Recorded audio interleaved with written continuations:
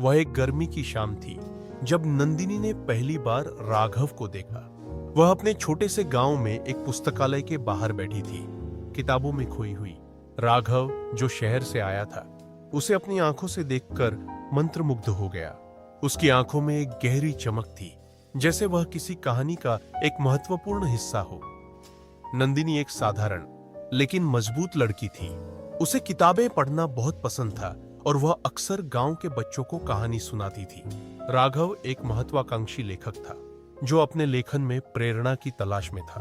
उनके बीच एक अद्भुत कनेक्शन था, जो धीरे धीरे गहराता गया। एक दिन राघव ने नंदिनी को एक कॉफी शॉप में बुलाया।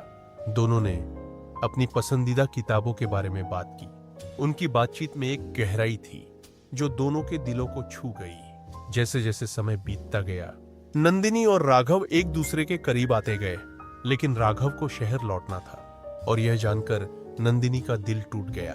उन्होंने एक दूसरे से वादा किया कि वे अपनी कहानियों को कभी नहीं भूलेंगे। राघव शहर लौट गया। उसने नंदिनी के लिए एक कहानी लिखी, जिसमें उन्होंने अपने प्यार की गहराई को व्यक्त किया। तो नंदिनी ने उसे पढ़ा और उसकी आंखों में आंसू आ गए।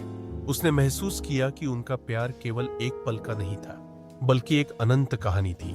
कुछ महीनों बाद राघव ने एक नई किताब के विमोचन के लिए गांव लौटने का फैसला किया। नंदिनी ने उसे देखने के लिए उत्सुकता से इंतजार किया। जब उन्होंने एक दूसरे को फिर से देखा, तो समय जैसे थम गया। दोनों ने एक दूसरे को गले लगाया और यह समझ लिया कि उनका प्यार एक अद्भुत यात्रा की शुरुआत है, जो हमेशा के लिए चलेगी।